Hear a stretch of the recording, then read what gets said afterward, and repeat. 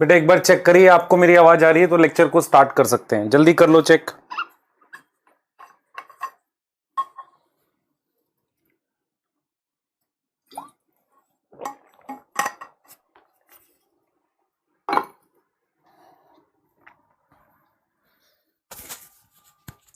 Hello everyone, बेटा lecture को start कर सकते हैं अब हम लोग। क्या आपको मेरी आवाज आ रही है? आप मुझे सुन पा रहे हैं और आप मुझे देख पा रहे हैं?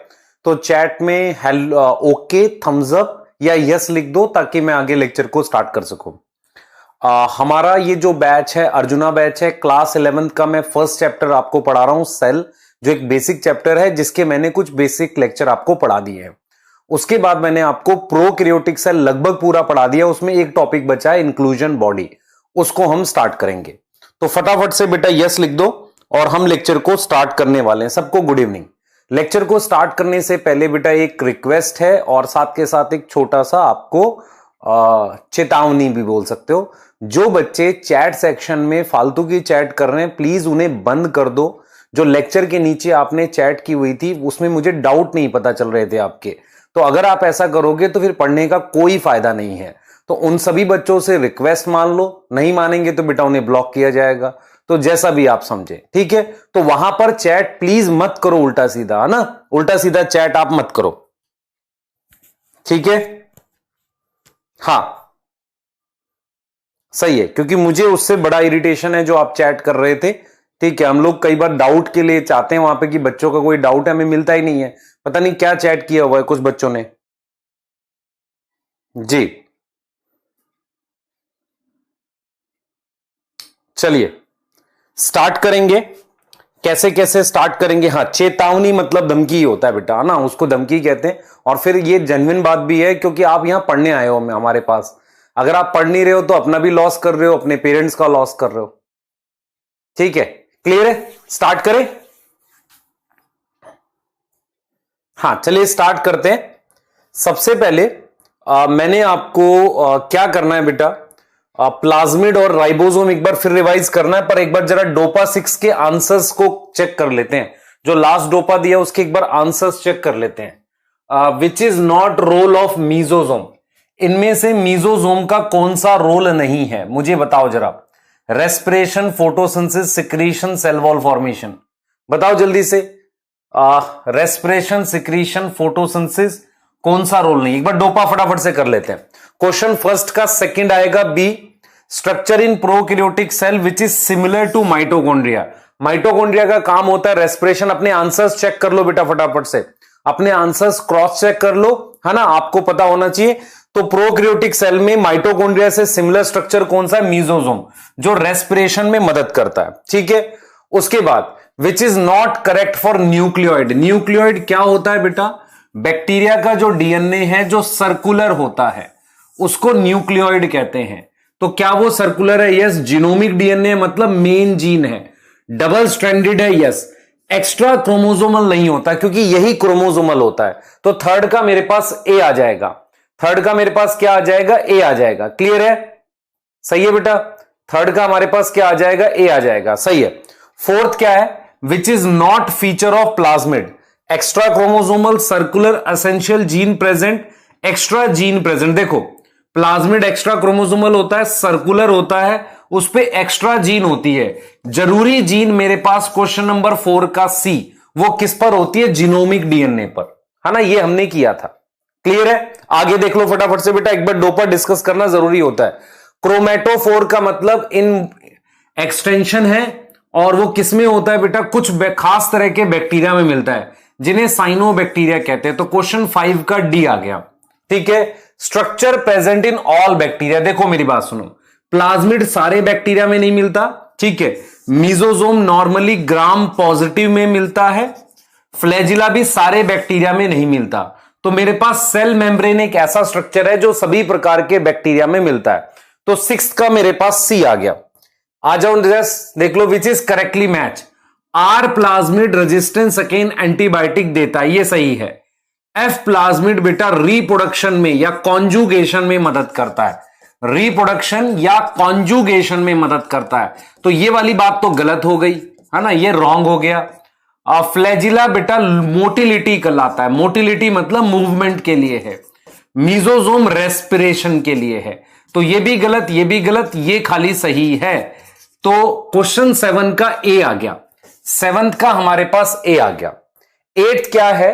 70s ribosome present in cytoplasm of, 70s ribosome, 70s ribosome present in cytoplasm of.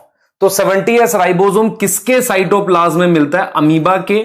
देखो 70s के लिए आपको प्रोकैरियोटिक सेल खोजना है, ये यूकैरियोटिक है बेटा, ठीक है। ई कोलाई प्रोकैरियोटिक है, ये यूकैरियोटिक है, ये भी यूकैरियोटिक है। तो आंसर इसका क्या आ जाएगा? बी आ जाएगा। नेक्स्ट देखो, which is not present in bacteria. 80s ribosome eukaryote का फीचर होता है, मैं अभी आप इसको डिस्कस भी करूंगा, ये यूकैरियोट्स में होता है, बाकी सब बैक्टीरिया में मिल जाएगा।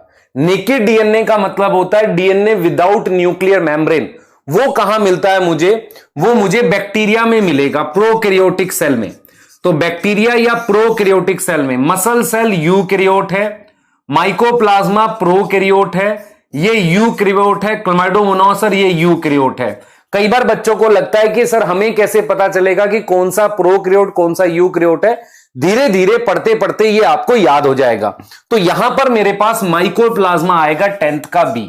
तो ये बेटा 10 क्वेश्चंस मैंने आपको दिए थे, उसके साथ मैंने आपको इसमें कुछ प्रीवियस ईयर के क्वेश्चंस दिए थे, उनको भी आपको सॉल्व करूंगा। और मैं फिर रिपीट कर रहा हूं, प्रीवियस ईयर के क्वेश्चंस अगर आपसे बन रहे हैं तो आप नीट के लिए तैयार हो रहे हो। क्लियर है कि नहीं?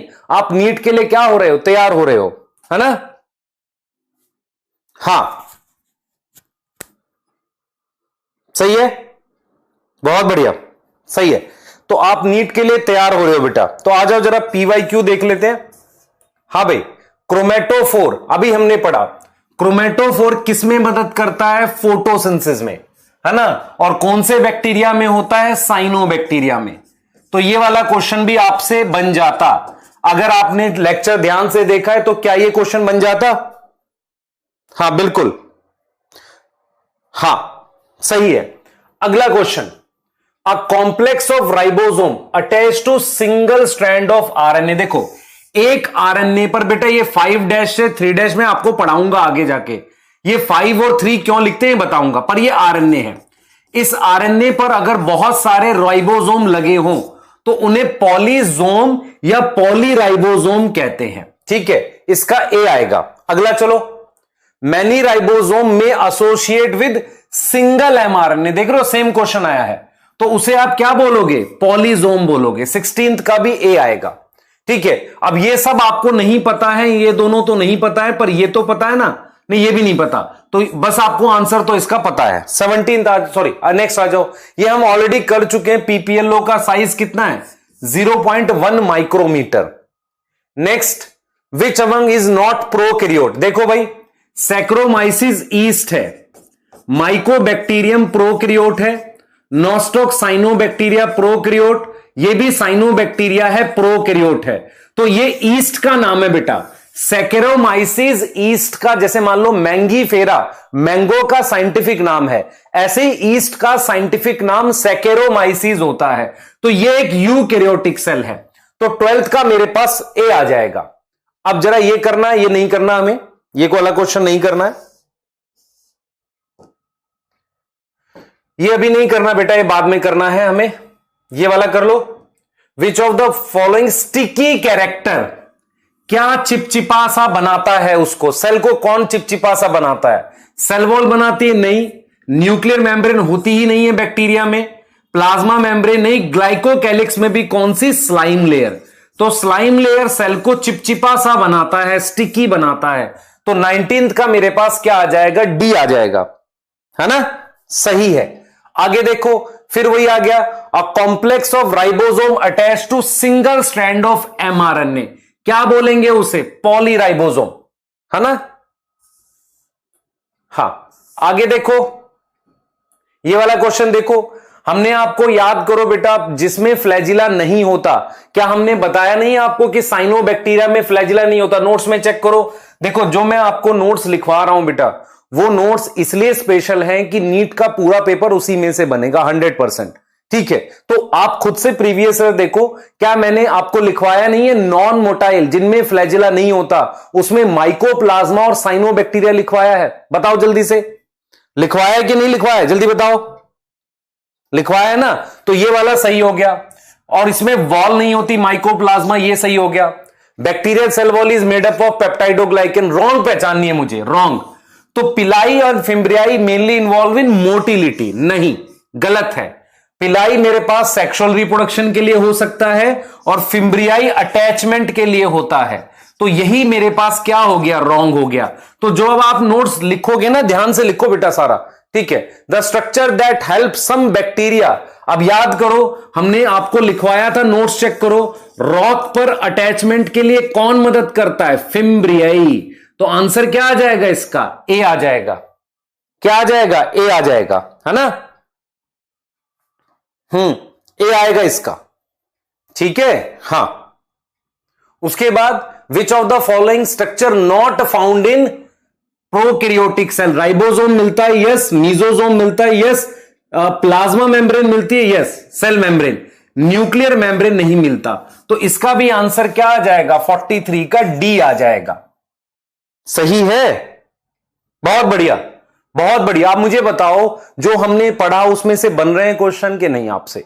ये प्रीवियस ईयर के क्वेश्चन है बेटा, ये प्रीवियस ईयर के क्वेश्चन है। अगर आप सारे बना पा रहे हो तो नीट के लिए सही जा रहे हैं हम, है ना, बिल्कुल सही जा रहे हैं। आप सारे क्वेश्चन बना पा रहे हो तो हम बिल्कुल नीट के लिए बढ़िया जा रहे हैं। देखो, अब मोटाइल बैक्टीरिया, जो बैक्टीरिया चल सकता है पानी में, चलने के लिए कौन सा स्ट्रक्चर बताया था, फ्लैजिला। तो हम क्या लिखेंगे इस पे, 45 का सी, 45 का सी, है ना। बढ़िया बढ़िया, ठीक है, क्लियर है। अगला देखो, which structure perform the function of mitochondria in bacteria. मैं आपसे चैट में एक चीज और पूछूंगा, आप उसको आंसर करना और मुझे बताना कि क्या आपको ये सही लग रहा है। Which structure perform the function of mitochondria in bacteria. भाई माइटोकॉन्ड्रिया क्या करता है, रेस्पिरेशन। तो रेस्पिरेशन में कौन काम आएगा, कौन आएगा, मीजोसोम आएंगे। तो यहां पर भी ए आ गया, 48 का ए, ठीक है। तो ये चीजें बेटा हमने कर ली हैं। अब यहां से देखो, कितने सारे प्रीवियस ईयर क्वेश्चन आपको आ गए। अब मैं यहां से मूव करूंगा, ध्यान सुनेंगे। मैं प्लाज्मिड को फिर से एक्सप्लेन कर देता हूं, जो एक बच्चों को दिक्कत हुई थी उसमें, या मैं आपको राइबोसोम के बारे में और प्लाज्मिड के बारे में थोड़ा सा फिर से बता देता हूं, ठीक है। पर मैं आपसे पूछ सकता हूं कि क्या हम कल एक्स्ट्रा रख सकते हैं, क्या आपके लिए कल एक्स्ट्रा रख सकते हैं, बता दो।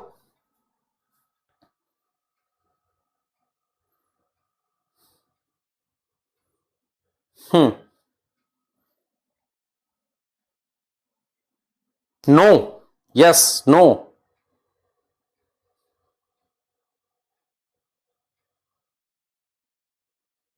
चलो आप चैट में जब लेक्चर खत्म हो जाएगा तो मुझे बता देना, हां, उसके हिसाब से करेंगे हम, ठीक है। अब आओ जरा, अब बिना चैट को एकदम रोक दो, चैट बिल्कुल स्टिल कर दो, सारे बच्चे चैट को बिल्कुल रोक दो, ठीक है। चैट को बिल्कुल रोक दो। मैं प्लाज्मिड एक बार एक्सप्लेन कर देता हूं, राइबोसोम एक बार फिर से एक्सप्लेन कर देता हूं और उसके बाद फिर हम आगे चल सकते हैं, ठीक है। क्लियर है, हां, सही है, चलें। हाँ, कोई बात नहीं बेटा, कुछ बच्चे नो लिखते हैं, कुछ यस लिखते हैं, कोई बात नहीं।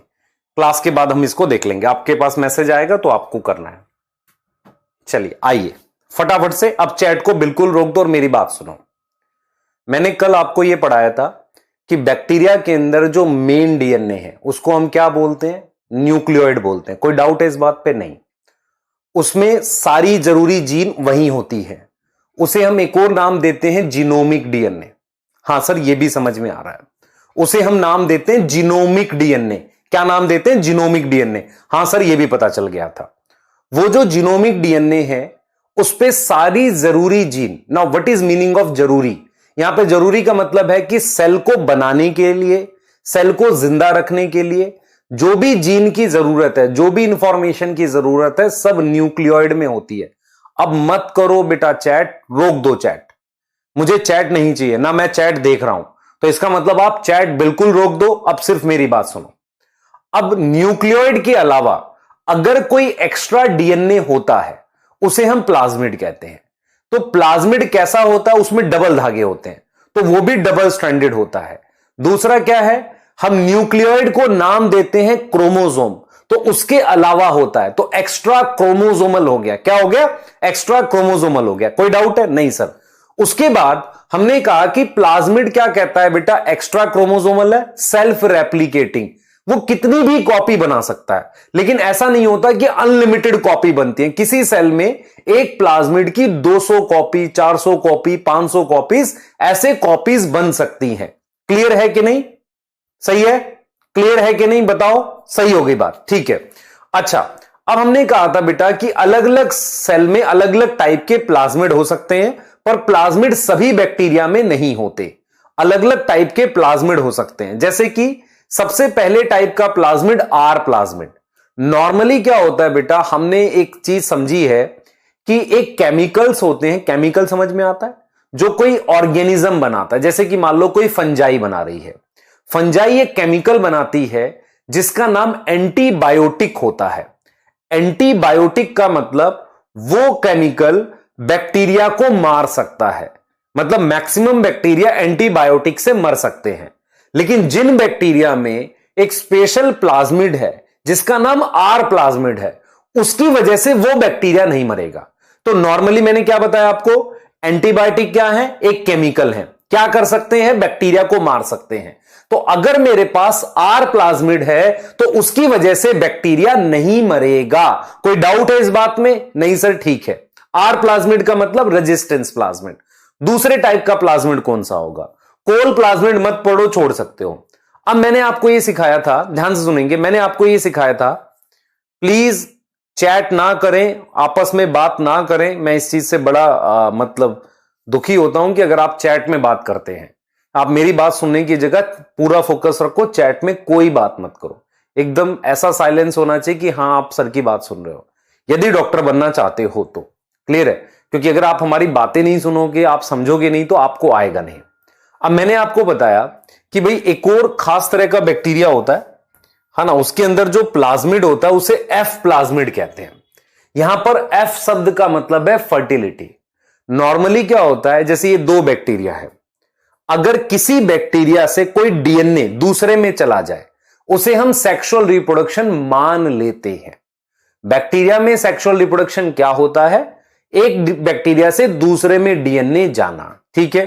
तो अगर एक बैक्टीरिया से दूसरे में प्लाज्मिड चला जाए उसे हम कॉन्जुगेशन कहते हैं। उसे हम क्या कहते हैं? कॉन्जुगेशन। तो जिस बैक्टीरिया में एफ प्लाज्मिड होता है उसे हम एफ प्लस का नाम देते हैं, और जिसमें नहीं होता उसे हम एफ माइनस का नाम देते हैं।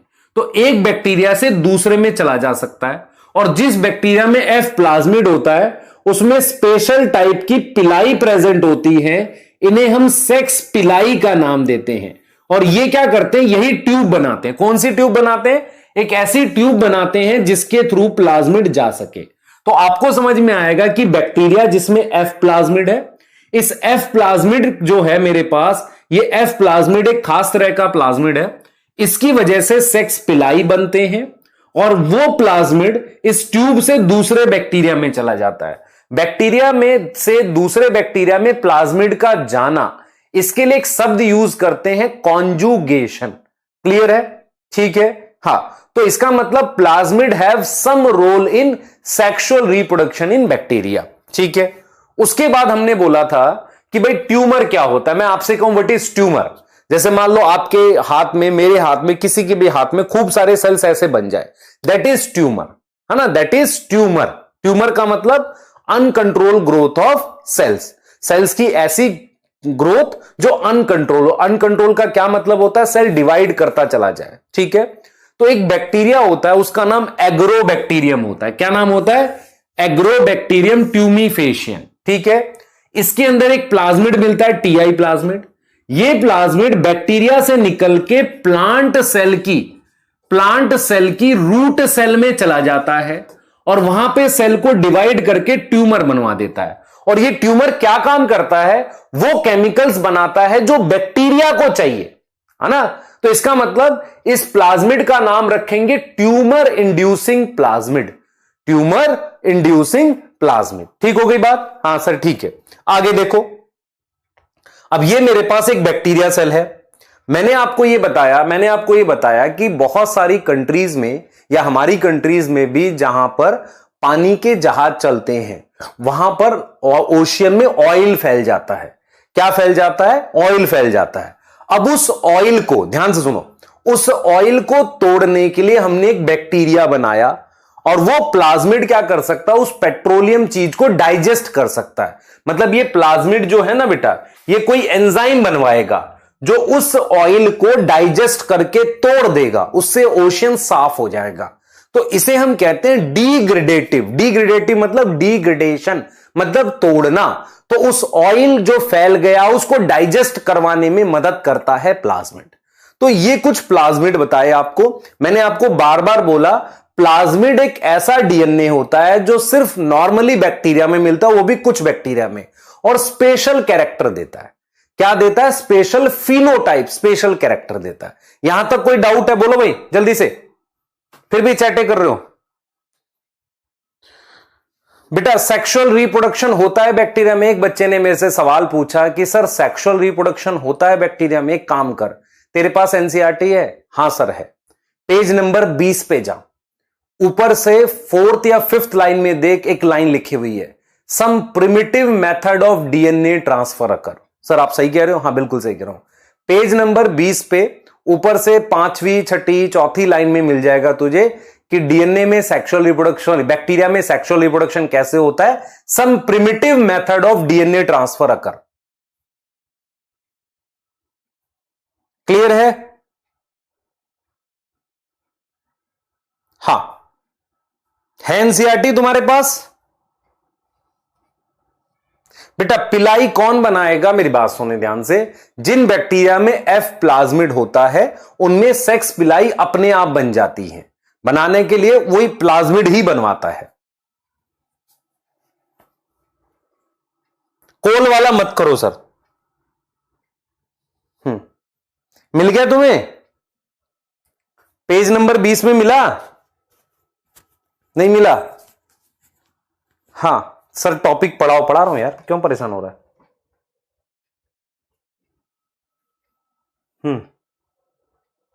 मिल गया? हाँ sir. Some primitive method of DNA transfer sexual reproduction लिखा हुआ है। आ जाओ भाई राइबोसोम की बात कर लेते हैं। राइबोसोम किसमें इन्वॉल्व हो रहा है? प्रोटीन सिंथेसिस में। मेरी बात सुनो ध्यान से, ध्यान से सुनना मैं क्या बोल रहा हूं बेटा। राइबोसोम किसमें इन्वॉल्व होता है? प्रोटीन सिंथेसिस में। सबसे पहले आपको यह समझ में आना चाहिए, हमारे पास डीएनए है। डीएनए क्या होता है? धागा, उसमें इंफॉर्मेशन स्टोर है। ध्यान से फोकस करो बेटा, फोकस करो, ठीक है? हाँ सर आपको एनसीईआरटी के पेज भी याद है? हाँ बेटा हाँ। अगर मैं एक सिंपल भाषा में कहूं कि अगर मैं 13-14 साल से पढ़ा रहा हूं और मैंने बहुत सारे अपने क्वेश्चंस भी बनाए हैं, तो एनसीईआरटी मैंने 200-250 बार पढ़ रखी होगी। तो मुझे कहीं ना कहीं ये तो पता होगा ना, ये तो पता होगा कि कहां क्या लिखा हुआ है और मैं क्या पढ़ा रहा हूं आपको। इसका मतलब अगर मुझे पता है एनसीईआरटी में लिखा हुआ है तो मैं आपको एनसीईआरटी पढ़ा सकता हूं, है ना? ठीक है हाँ, आ जाओ, कोई दिक्कत नहीं है। पहले समझो मैं क्या पढ़ा रहा हूं आपको। मैं आपको यह पढ़ा रहा हूं बेटा कि राइबोसोम किसमें इंवॉल्व होते हैं? प्रोटीन बनाने में। सबसे पहले मेरे पास डीएनए समझो। सबसे पहले मेरे पास क्या है? डीएनए। डीएनए देखो बेटा, डीएनए है मेरे पास। डीएनए में क्या होती है? इंफॉर्मेशन। उससे एक आरएनए बनता है। आरएनए क्या होता है? उस इंफॉर्मेशन की फोटोकॉपी। उस आरएनए पर राइबोसोम लगकर प्रोटीन बनाते हैं। क्या बनाते हैं? प्रोटीन। अब राइबोसोम क्या होते हैं? राइबोसोम क्या होते हैं? 2 पार्ट के बने हुए हैं। जैसे मैंने आपको कल समझाया भी था कि मेरे पास, ध्यान से सुनो बेटा, ध्यान से सुनो, मेरे पास ये पेन है ना, ये पेन है। अब ये पेन है, एक ये इसकी कैप है, तो मान लो ये राइबोसोम है। तो नॉर्मली ये दोनों अलग अलग होते हैं, तो मैं इसे पेन ना बोल के सब यूनिट बोलूंगा, ठीक है? तो ये राइबोसोम की लार्ज सब यूनिट है, ये स्मॉल सब यूनिट है, ठीक है? मैंने आपको यह समझाया था, जिन बच्चों को दिक्कत हुई थी, सुन लो ध्यान से। इस लार्ज सब यूनिट का जो मतलब डेंसिटी है उसको एक यूनिट में नापते हैं जिसे एस कहते हैं, स्वैडबर्ग कांस्टेंट। ऐसे ही स्मॉल वाली को नापते हैं। तो लार्ज वाले की 50s होती है, स्मॉल वाले की 30s होती है। जब दोनों को जोड़ता हूं 80 नहीं आता, ये एडिशन नहीं है, ये मेजर्ड वैल्यू है। मतलब मैं इसको मेजर किया तो ये 50 आया, इसको मेजर किया डेंसिटी इसकी 30 आई, लेकिन जब दोनों साथ लेकर मेजर किया तो 70 आया। तो बैक्टीरिया में जो राइबोसोम होता है उसे 70S लिखते हैं, जिसकी दो सब यूनिट है, बड़े वाली 50 और छोटे वाली 30। ऐसे ही जब हम यूकैरियोटिक सेल की बात करते हैं तो उसकी बड़े वाली 60S होती है और छोटे वाली 40S होती है। जब 60-40 को ऐड करते हैं साथ में तो 80S आता है।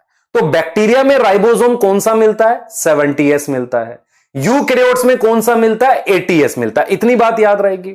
अब मैं आपको यह समझाऊंगा, ध्यान सुनेंगे बेटा, मैं आपको यह समझाऊंगा, ध्यान सुने फिर से देखो, मैं आपको यह समझाऊंगा कि भाई बैक्टीरिया में राइबोसोम तभी जुड़ते हैं। देखो देखो, ये एक mRNA है, इस पे ये राइबोसोम की बड़ी सब यूनिट जुड़ गई। मान लो ये 50S है और ये वाली 30S है, तो 50 और 30 जुड़ के 70S का राइबोसोम बन गया। ऐसे ही बहुत सारे राइबोसोम जब लग जाते हैं तो उन्हें हम पॉलीसोम्स और पॉलीराइबोसोम कहते हैं। मैं आपको यहां पर अब एक पॉइंट बताने जा रहा हूं, देखो इधर देखो, 70S राइबोसोम किसमें मिलता है? बैक्टीरिया के साइटोप्लाज्म में। 80S कहां मिलता है? यूकैरियोट्स के साइटोप्लाज्म में। तो 70S की दो सब यूनिट है, बड़े वाली 50 है, छोटे वाली 30 है। ऐसे ही इसकी 60 और 40 है, इनको ऐड नहीं करना, 100 नहीं कर देना, ये मेजर्ड वैल्यू है बेटा, ठीक है, ये मेजर्ड वैल्यू है। दूसरा एक लाइन लिखी हुई है बैक्टीरिया को लेकर कि राइबोसोम जो होता है उसकी मेम्ब्रेन से अटैच होता है। मेरी बात सुनो ध्यान से, जब आपको यूकैरियोटिक सेल पढ़ाया जाएगा, इधर देखो बेटा, आ जाओ, अब इधर आ जाओ, इधर आ जाओ, ध्यान से पढ़ो। देखो, जब आपको यूकैरियोटिक सेल पढ़ाया जाएगा, इधर देख लो, पहले यहां पे इस डायग्राम को देखो, ये मेरे पास 50S है और ये मेरे पास क्या है? 30S। जब दोनों जुड़ते हैं तो 70S बनाते हैं। ये चीज समझ में आ रही है? ठीक है। ये मेरे पास सेल वॉल है, ये मेरे पास क्या है? सेल वॉल है, और ये मेरे पास सेल मेम्ब्रेन है। एनसीईआरटी एक बात लिखती है, उसको ध्यान से समझना। एनसीईआरटी लिखती है कि ये जो राइबोसोम है ये सेल मेम्ब्रेन से अटैच होकर मिलते हैं, मिल सकते हैं, फ्री में भी मिल सकते हैं। फ्री का मतलब साइटोप्लाज्म में फ्री भी हो सकते हैं, मतलब ऐसे होंगे, या इससे अटैच मिलेंगे। कैसे? मैं आपको बताता हूं। जब आपको यूकैरियोटिक सेल पढ़ाया जाएगा तो वहां पे पढ़ाया जाएगा rough endoplasmic reticulum. Endoplasmic reticulum जिस पे राइबोसोम अटैच होता है उसे कहते हैं रफ एंडोप्लाज्मिक रेटिकुलम। तो वहां एक मेम्ब्रेन मिल गई उसको राइबोसोम को अटैच होने के लिए। बैक्टीरिया के अंदर कोई भी ऐसी ऑर्गेनल नहीं है जिसमें मेम्ब्रेन हो। तो इसका क्या मतलब हुआ? अगर राइबोसोम को अटैच होना है तो किस पर होना पड़ेगा? प्लाज्मा मेम्ब्रेन पर। आप एक चीज अगर मेरी बात ध्यान से सुनो और ऑब्जर्व करो, प्लाज्मा मेम्ब्रेन ने बहुत सारी जिम्मेदारियां निभाई हैं। पहला, उसी ने मीजोसोम बनाया था, उसी ने क्रोमेटोफोर बनाया था, और उसी पर राइबोसोम अटैच होते हैं। तो प्लाज्मा मेम्ब्रेन ने बैक्टीरिया में काफी सारी जिम्मेदारियां निभाई, काफी सारी रिस्पॉन्सिबिलिटी निभाई, जो यूकैरियोटिक सेल में ऑर्गेनल्स काम कर रहे थे। क्लियर है? यहां तक समझ में आ रहा है? तो क्या क्या पॉइंट समझा हमने? बैक्टीरिया का राइबोसोम कौन सा होता है? 70S type. उसकी दो सब यूनिट होती है, 50 और 30। ऐड नहीं करना, ये सिंपल मेजर्ड वैल्यू है, ऐसे याद रखो। एस क्या है? एक कांस्टेंट है, जैसे कि ग्राम होता है, जैसे कि क्या होगा? लीटर होता है। ऐसे एक वैल्यू है जो डेंसिटी नापता है किसकी? राइबोसोम की।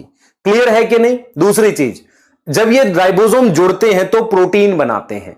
क्लियर है? और ये कब जुड़ते हैं? प्रोटीन बनाने के वक्त। ये क्लियर हो गई बात? सही है। और जब एक आरएनए पर, एक मैसेंजर आरएनए पर बहुत सारे राइबोसोम लगे हों तो उसे हम क्या बोलते हैं? पॉलीराइबोसोम बोलते हैं। क्लियर है? ठीक है, सही है, बिल्कुल ठीक है। अब हम आगे का पढ़ेंगे आज। चलो ठीक है, आगे पढ़ते हैं। हाँ, 15 से 20 नैनोमीटर साइज दे रखा राइबोसोम का। आगे पढ़ेंगे भाई। 80S होगा, 8S नहीं 80S होगा। बच्चे, पुष्पा रानी जी हमें बता रही हैं कि ऑर्गेनल्स के अंदर भी राइबोसोम होते हैं। बेटा वो 55S कोचिंग में लिखवाया जाता है। आपको मैं आगे पढ़ाऊंगा कि माइटोकॉन्ड्रिया और क्लोरोप्लास्ट ऐसी ऑर्गेनल हैं जिनके अपने पर्सनल राइबोसोम भी होते हैं। राइबोसोम के बाहर कोई मेम्ब्रेन नहीं होती। ठीक है? हां बेटा, मैं अब दोबारा रिपीट नहीं कर पाऊंगा, मैंने कल वाला टॉपिक अभी रिपीट किया है। तो ये तो आपकी प्रॉब्लम है कि आप अगर 4 बार में भी नहीं समझोगे तो फिर आप 400 साल में समझोगे? कैसे करोगे बताओ? ठीक है, आगे चलो, कोई बात नहीं, आगे की कहानी सुनो ध्यान से। हाँ भाई, जरा देखो, तुम्हारे घर में, ध्यान सुनेंगे, तुम्हारे घर में किचन है सबके घर में? हाँ सर किचन है। किचन में दालें रखी हुई है? हाँ सर रखी हुई है। दालें कैसे रखी हुई हैं? सर हमने क्या किया हुआ है, एक प्लास्टिक के कंटेनर है उसमें दालें रखी हुई है। ठीक है, मैं आपको एक चीज समझाता हूं। हमारे पास बैक्टीरिया जो है, ध्यान से देखना, ये बैक्टीरिया का सेल है, समझने की कोशिश करना। ये बैक्टीरिया का सेल वॉल है, ठीक है, ये इसकी प्लाज्मा मेम्ब्रेन है। ठीक है, अब बैक्टीरिया क्या चाह रहा है कि अपने सेल के अंदर कुछ स्टोरेज चीज रखे, मतलब कुछ ऐसी चीजें रखें, इंक्लूजन बॉडी पढ़ा रहा हूं। बैक्टीरिया चाह रहा है कि वो अपने सेल के अंदर कुछ स्टोर करके रखे, पर बैक्टीरिया की मजबूरी यह है कि उसके पास कंटेनर नहीं है। कंटेनर का क्या मतलब हुआ? कंटेनर का क्या मतलब हुआ भाई? जैसे जार है ना, प्लास्टिक के कंटेनर है जिसमें दालें रखी हैं, चाय पत्ती रखी, ऐसा कुछ नहीं है। तो वो क्या करेगा, कैसे रखेगा, वो टॉपिक हम पढ़ रहे हैं। तो इंक्लूजन बॉडीज क्या होती हैं, सबसे पहले अपने दिमाग में बिठाओ। Inclusion bodies are storage structure. क्या है ये? स्टोरेज स्ट्रक्चर होते हैं। किसके अंदर? Inside bacterial cell. Inside bacterial cell, bacterial cell के अंदर स्टोरेज स्ट्रक्चर होते हैं। दूसरी चीज, ये स्ट्रक्चर जो होते हैं, देखो ऐसे दिख रहे हैं, मान लो ये इंक्लूजन बॉडी है, ये स्टोरेज स्ट्रक्चर है। इंक्लूजन बॉडियां अलग अलग होती हैं, ये इंक्लूजन बॉडी है, ऐसे अलग अलग होती हैं, स्टोरेज स्ट्रक्चर है। इनके बाहर कोई मेम्ब्रेन नहीं बनी होती जैसे प्लाज्मा मेम्ब्रेन है, क्योंकि मेम्ब्रेन बाउंड ऑर्गेनल नहीं है। तो ये कैसी होती है बेटा? ये विदाउट मेम्ब्रेन होती है। क्या होती है? Without membrane. इनके बाहर कोई मेम्ब्रेन नहीं होती। अब मैं आपसे एक सवाल पूछूंगा, मुझे उसका आंसर चाहिए, सोच के आंसर करना। आपके पास ये 2 गिलास पानी है, ठीक है, 2 गिलास है और दोनों में पानी भरा हुआ है। मुझे बताना, एक में मैंने चीनी डाल दी, चीनी शुगर डाल दी है, और एक में मैंने मिट्टी डाल दी है, सॉइल डाल दी है। ठीक है, चीनी जो होगी वो सब जगह ऐसे फैल जाएगी, और मिट्टी जो होगी कुछ टाइम के बाद नीचे बैठ जाएगी। तो मैं आपसे यह पूछ रहा हूं कि मिट्टी शुगर पानी में घुलता है कि मिट्टी घुलता है? आप कहोगे सर शुगर घुलता है। ठीक है, घुलता शुगर है। अगर मैं आपसे कहूं कि मैं इस पानी के अंदर शुगर को स्टोर करना चाह रहा हूं, तो क्या मुझे, सुनना ध्यान से, क्या मुझे यह पूरा का पूरा पानी स्टोर करना पड़ेगा कि नहीं? सोचो। हां सर करना पड़ेगा। ये पूरा का पूरा पानी तो स्टोर करना पड़ेगा। मान लो आपसे कहूं कि आप 1 गिलास पानी में चीनी घोल लो, अब आपसे मैं कहूं कि अब स्टोर करो चीनी, तो पूरा पानी तो रखना पड़ेगा। अब इसमें आ जाओ जरा, इसमें जो मिट्टी है थोड़ी देर के बाद नीचे बैठ जाएगी, तो आप ऊपर का पानी हटा दो तो कम पानी के अंदर ज्यादा मिट्टी स्टोर हो जाएगी कि नहीं? कॉन्सेप्ट क्या है? अब ये सब क्यों पढ़ा रहा हूं? कॉन्सेप्ट ये है कि अगर कोई चीज इनसॉल्यूबल है, अगर कोई चीज इनसॉल्यूबल है, तो उसको स्टोर करना साइटोप्लाज्म में इजी होता है। मेरी बात समझ पा रहे हो मैं क्या बोल रहा हूं? अगर कोई चीज पानी में नहीं घुलती तो उसको साइटोप्लाज्म, पानी है ना, उसमें रखना आसान होता है। समझो, हम उसमें रखना आसान होता है। मैं आपको एक उदाहरण देता हूं, देखो ग्लूकोज जो होता है उसको अगर आप जी से लिखते हो, जी ग्लूकोज लिखते हो, और चेन ऑफ ग्लूकोज को स्टार्च कहते हैं, चेन ऑफ ग्लूकोज को स्टार्च कहते हैं। ग्लूकोज पानी में घुलता है, स्टार्च पानी में नहीं घुलता। तो प्लांट किस फॉर्म में स्टोर करता है ग्लूकोज को? स्टार्च की फॉर्म में। सोचो। हां सर ठीक है।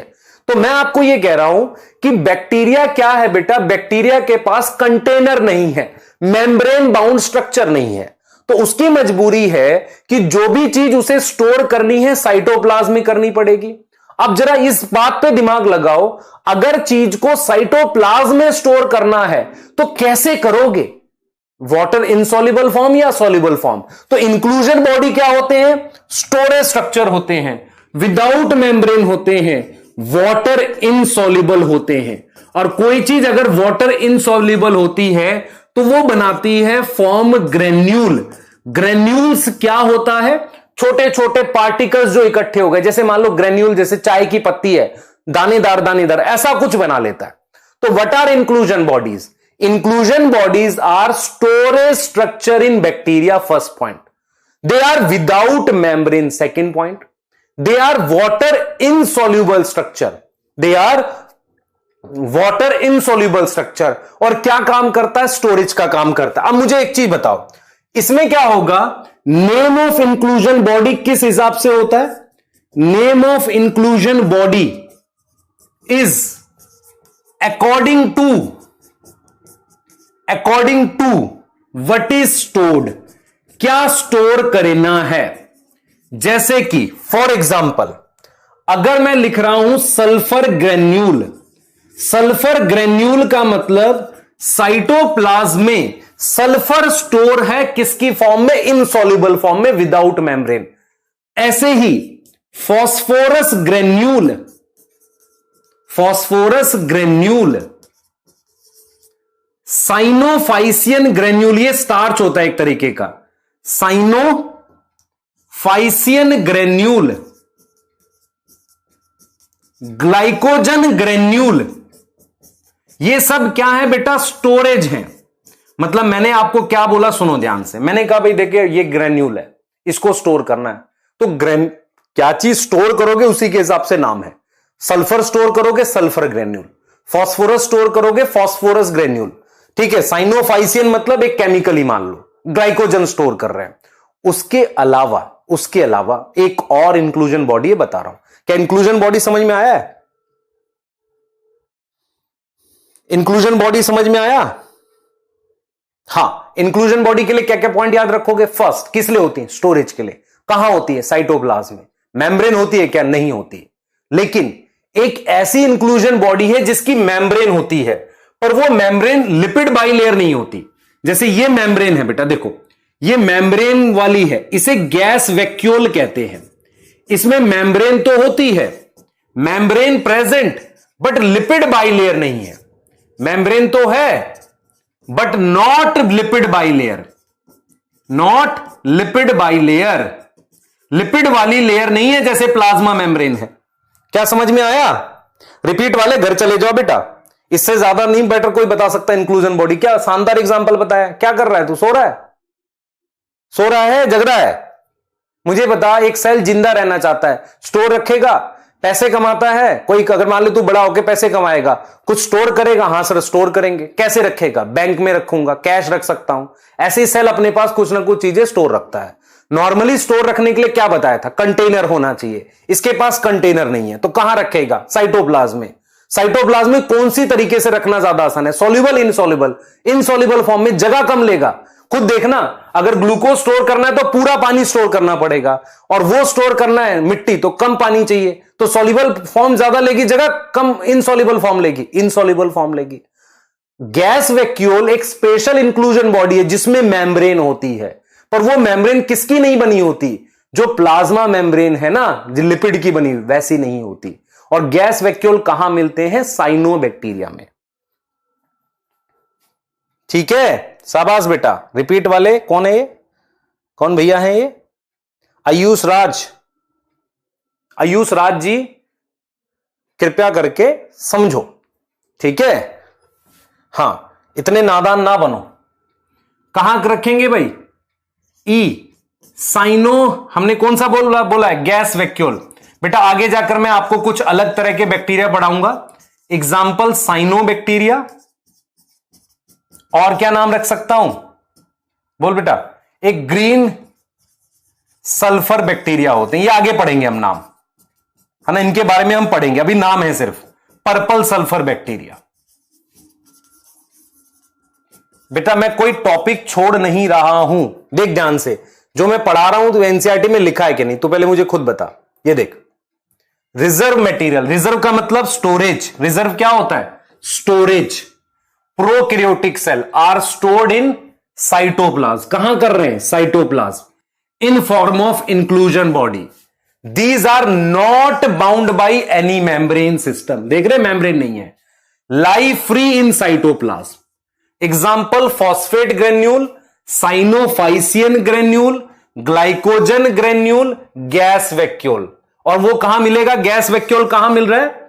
ग्रीन एंड पर्पल बैक्टीरिया और ग्रीन फोटोसिंथेटिक बैक्टीरिया, जिसका नाम क्या है? साइनोबैक्टीरिया, ये वाला।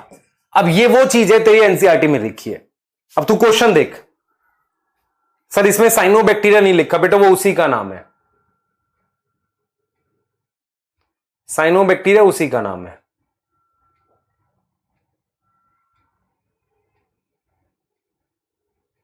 ये 2020 में आया था, पढ़ और मुझे बता कि तेरे को क्या समझ नहीं आया। Which of the following statement about inclusion body is incorrect? Incorrect पूछा तेरे से, रॉन्ग स्टेटमेंट पूछा है, पहचान। They lie free in cytoplasm, they are represent reserve material in cytoplasm, they are not bound by any membrane. मुझे बता मैं क्या चीज ऐसी पढ़ाऊं कि जो नीट का क्वेश्चन नहीं बन रहा तेरे से, बता। बता कौन सा क्वेश्चन नहीं बन रहा तेरे से? दीज इन्वॉल्व इन, ये बाकी तो सही है ना तीनों, अभी अभी पढ़ा हमने जस्ट, ये आएगा आंसर फर्स्ट का ही। नोट्स अच्छे से लिख, सारे को रिवाइज कर। क्यों नहीं बनेगा भाई वहां? बता बनेगा क्यों नहीं क्वेश्चन? ठीक है, हाँ सही है, क्लियर है, समझ में आया कि नहीं आया? हाँ सर 2020 का है, 2 साल पहले का ही क्वेश्चन है, कर लेंगे। देखो ये वाला करो, blue green purple and green photosynthetic bacteria में कौन सी इंक्लूजन बॉडी होगी? बताओ कौन सी इंक्लूजन बॉडी होगी? फोर्थ, सेंट्रियोल होगी? नहीं। माइक्रोट्यूब्यूल? नहीं। गैस वैक्यूल होगा? अभी पढ़ा हमने, ये जो कोविड का रीनीट हुआ था उसमें आया था। कर लेंगे, चलिए आगे चलते हैं। अब आ जाते हैं हमारे इस टेबल पे जो आपके लिए मैंने बनाई है, और मैं चाह रहा हूं कि आप इसको करें, आप इसको फिल करें। मैं आधी फिल कर दूं या मैं पूरी फिल कर दूं, आप देख लो। आप खुद से करोगे तो अच्छा रहेगा, यही आपके शॉर्ट नोट टाइप से बन जाएगा। ग्लाइकोकैलिक्स, ठीक है, किसका बना हुआ है? म्यूकोपॉलीसेक्राइड। कर पाओगे अब? सर इसी को 10 बार लिख देंगे तो मुझे पूरे मार्क्स आ जाएंगे नीट में।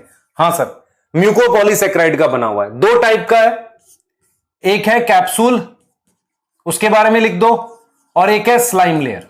कर लोगे? हां सर कर लेंगे। मेड अप ऑफ पेप्टाइडोग्लाइकेन, उसके बारे में जो भी चीजें लिख दो यहां पर। सेल वॉल में किसकी बनी है, क्या करता है, सपोर्ट देता है, रिजिडिटी देता है, वो सब लिख दो। और पेनिसिलियम के बारे में लिख दो, और माइकोप्लाज्मा के बारे में लिख दो कि सेल वॉल नहीं होती है ना, वो लिख दो। फिर सेल मेम्ब्रेन के बारे में लिख दो कि उसमें क्या होती है, फॉस्फोलिपिड है, और फॉस्फोलिपिड कैसे लगी होती है, बाइलेयर की फॉर्म में, और ये सिमिलर होता है यूकैरियोट से। खुद करोगे? अरे खुद से करोगे, नहीं करोगे कुछ भी? फ्लैजिला क्या है बेटा, किसका बना हुआ है? प्रोटीन का। कितने पार्ट है? 3। बेसल बॉडी है, हुक है, फिलामेंट है। और किसमें काम आता है? मोटिलिटी में। कोई ऐसा एग्जांपल बताओ जो नॉन मोटाइल है, तो नॉन मोटाइल में कौन से आ जाएंगे? साइनोबैक्टीरिया आ जाएगा, और कौन आ जाएगा? माइकोप्लाज्मा आ जाएगा, और कौन सा आ सकता है? कोकस आ सकता है, माइकोप्लाज्मा। और कौन सा आ सकता है? कोकस आ सकता है। पिलाई के बारे में आपको बता दिया, इसकी शेप बता दो, ये स्पेशल प्रोटीन का बना है। अरे ये खुद से करो ना बेटा, मैं जगह छोड़ूंगा, आप खुद से करो इसे। और ये क्या करता है, मतलब सेक्सुअल रिप्रोडक्शन में? फिम्ब्रियाई के लिए उसकी ब्रिशल शेप लिख दो, अटैचमेंट में काम आता है। कर पाओगे कि नहीं बताओ? ये टेबल बनाओ अपनी कॉपी में और इसको पूरा करो। सर हम करेंगे अपने आप से। कर बेटा, शॉर्ट छोटे छोटे बना। हां सही है। और इस टेबल को पूरी करके क्या करोगे? 10 यहां तक आ गए, ये टेबल होमवर्क है तुम्हारी। इस टेबल को पूरी करके क्या करोगे? सर 5 बार लिखेंगे। हां बेटा 5 बार लिखेगा रफ में, तो ये याद हो जाएगी तुझे। और ये अगर याद हो गई तो बस काम हो गया, बढ़िया। कोई क्वेश्चन बैक्टीरिया का गलत नहीं होगा तुझसे, सही है ना? कोई क्वेश्चन गलत नहीं होने का। तो सर टेबल हम बनाएंगे और याद कर लेंगे। क्लियर है? तो मैंने आपको क्या सिखा दिया, कैसे चीजों को समराइज करना है, मेन मेन पॉइंट्स को ले आना है और उसको टेबल बना लेनी है और फिर उसी टेबल को याद करना है बार बार। कितनी बार याद करना है? 5 बार। सर 5 बार में याद नहीं हुआ, 6 बार कर। सर 6 में भी नहीं होगा, 7 बार कर। क्या करूं बता? दवाई दूं उसकी? कोई मेडिसिन आती है? नहीं आती। क्लियर है? हां, अब आओ, अब ये एक टॉपिक है छोटा सा जो बता देता हूं आपको। बैक्टीरिया की बेटा अलग अलग शेप होती है। सबसे पहला जो बैक्टीरिया स्फेरिकल होता है, स्फेरिकल मतलब गोल, स्फेरिकल बेटा, उसको हम क्या बोलते हैं? कोकस बोलते हैं। ऐसा होता है कोकस। ठीक है, ये पहली शेप हो गई। दूसरी तरह की शेप बैक्टीरिया में कौन सी होती है? Rod shape. रॉड शेप, उसको बैसिलस कहते हैं। ठीक है, ऐसा दिखेगा। ठीक है, तीसरी शेप कौन सी होती है बेटा? तीसरी होती है कॉमा शेप। कॉमा शेप को विब्रियो कहते हैं। ये बैक्टीरिया के शेप होती हैं, ऐसी होता है। और फोर्थ शेप होती है स्पिरिलियम कहते हैं, स्पाइरल। बैक्टीरिया ऐसे दिखता है, इस तरीके का। पर इस बैक्टीरिया में दोनों तरफ फ्लैजिला होता है, ऐसे। जरा देखो, 4 शेप हैं। अब इनसे क्वेश्चन क्या क्या बन सकता है? पहला क्वेश्चन, इनमें से सबसे कॉमन, सबसे सामान्य रूप में कौन सी शेप मिलती है? बैसिलस। तो मोस्ट कॉमन शेप, ये बेटा अच्छे अच्छे बच्चों को, टीचर को भी नहीं पता रहता कि सबसे कॉमन कौन सी है। तो मोस्ट कॉमन शेप हमारे पास है बैसिलस, ये याद करेंगे आप। हां सर। अब देखो, ये सिंगल को मैंने कोकस बोला। अगर 2 कोकस लगे रहते हैं तो इसको क्या लिख दूं? सर डिप्लोकोकस लिख दो। हां, लिख दिया। और अगर कोकस की चेन होती है, किसकी चेन है? चेन ऑफ कोकस है, तो उसको बोलते हैं स्ट्रेप्टोकोकस। कोकस में फ्लैजिला नहीं होता, और कई बार कोकस का ऐसे गुच्छा बना होता है। गुच्छा समझ में आता है? जैसे ग्रेप्स होते हैं, उसके लिए वर्ड लिखते हैं स्टेफाइलोकोकस। सर ये करने हैं क्या? कर ले बेटा, आसान है ये तो बहुत। सिंगल वाला कोकस, 2 होंगे डिप्लो, डिप्लो मतलब 2, चेन होगी स्ट्रेप्टो, सही है। और गुच्छे में लगे होगा तो क्या बोलेंगे? स्टेफाइलोकोकस। स्टेफाइलोकोकस। मेरी बात सुनो, ध्यान सुनो। सिंगल को कोकस बोलते हैं, 2 होगा तो कोकाई। सिंगल को बैसिलस बोलेंगे, 2 होगा तो बैसिलाई। समझ में आ रहा है? हां, क्लियर है? ऐसे चलेंगे। अब बैसिलस आपके सामने, यह सबसे कॉमन शेप है, मोस्ट कॉमन यही होती है। कर लेंगे भाई? कर लोगे? एक लिख रहा है sir, wait a minute I will be right back. शाबाश, बहुत बढ़िया अंग्रेजी बोले हो तुम। हाँ, तुम पे हमें बहुत गर्व है। अंग्रेजी का पेपर नहीं है, बायो का है ये। हाँ, जल्दी करो बेटा, जल्दी जल्दी, फास्ट। सर ये एनसीईआरटी में है, बिल्कुल है बेटा, एनसीईआरटी में है। शेप एनसीईआरटी में है, ये वाली नहीं है 2-4, पर इस नाम के बैक्टीरिया है तुम्हारे पास। स्टेफाइलोकोकस नाम का बैक्टीरिया है, अलेक्जेंडर फ्लेमिंग ने उस पर एक्सपेरिमेंट किया था।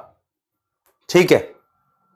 हां, पिलाई क्या होती है बेटा? एक खास तरह की प्रोटीन के बने हुए स्ट्रक्चर होते हैं जो ट्यूब शेप के होते हैं, कुछ स्पेशल रोल परफॉर्म करते हैं, जैसे कि सेक्सुअल रिप्रोडक्शन में मदद करते हैं। हां, सही है बेटा। बैक्टीरिया की अलग अलग शेप होती है, कोकस, बैसिलस, विब्रियो, स्पिरिलियम। इन चारों में से ज्यादातर बैक्टीरिया कौन सी शेप के मिलते हैं? ऐसे, सिंगल को मोनो, 2 को diplo, chain of coccus is strepto, गुच्छा bunch of coccus is staphylo. इनको लिखना है, बिल्कुल लिखना है, लिख भाई जल्दी से। Inclusion bodies are made up of storage particles, ये लिख सकता है। जल्दी कर बेटा।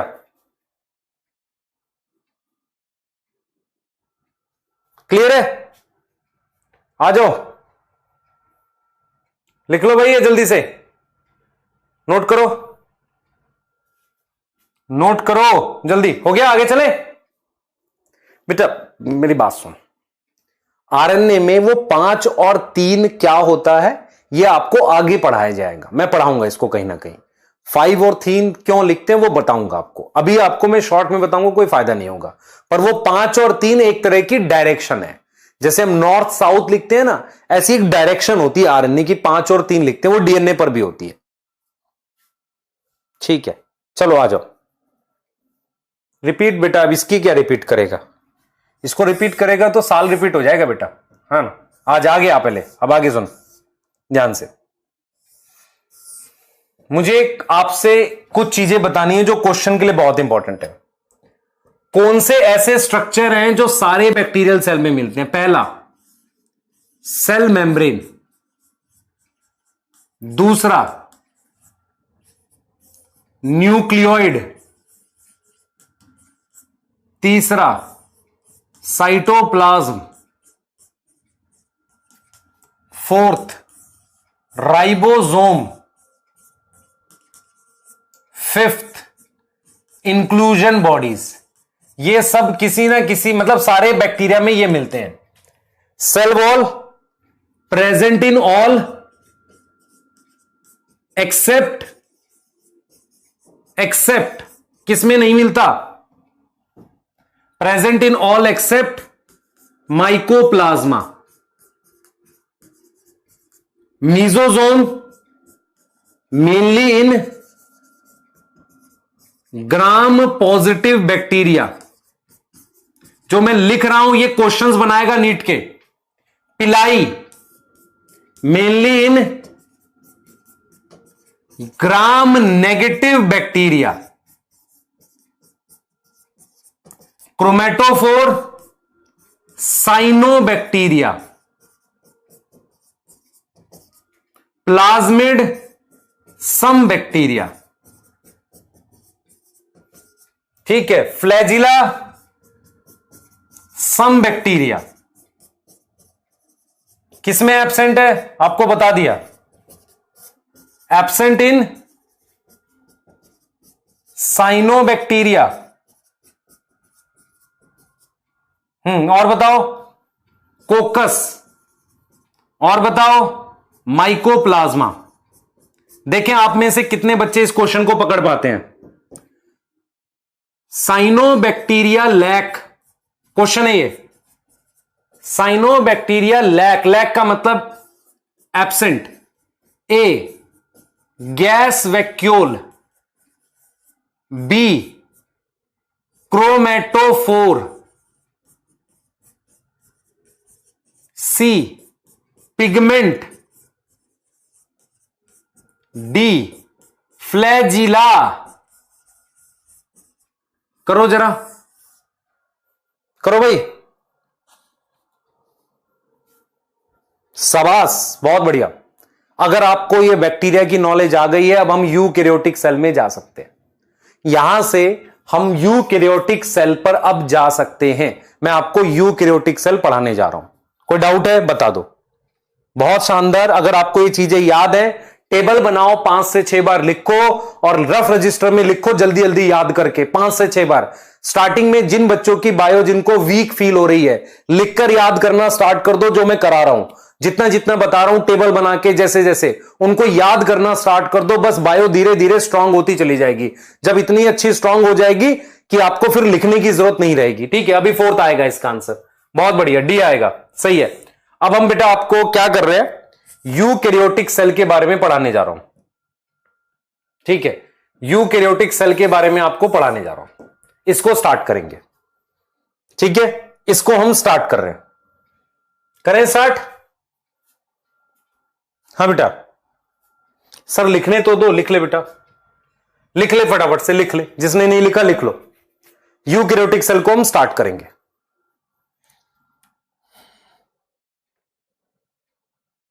बेटा फिम्ब्रियाई जो होती है वो मोस्ट बैक्टीरिया में मिल जाती है, पर हमारे पास कोई ऐसा डाटा नहीं है जहां हम लिख सके कि इसमें एब्सेंट है उसमें प्रेजेंट है, फिम्ब्रियाई को लेके तो। ठीक है,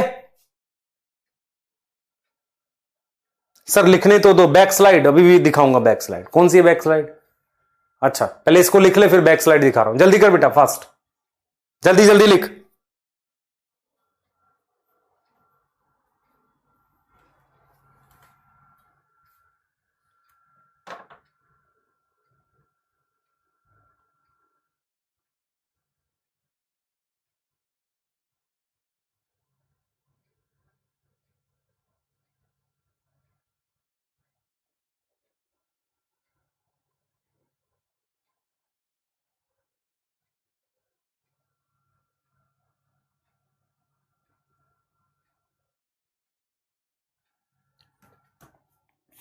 जल्दी जल्दी बता दो।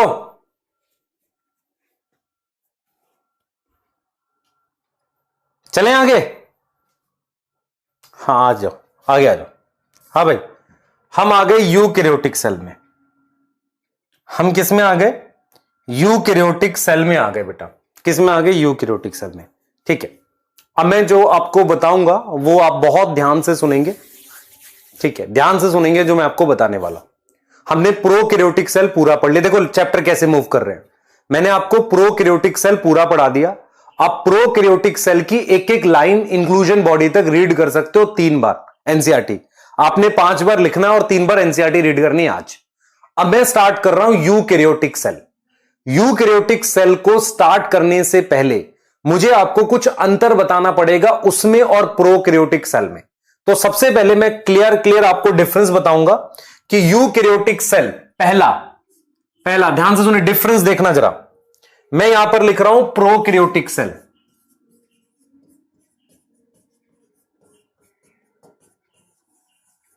ठीक है, और यहां लिख रहा हूं यूकैरियोटिक सेल।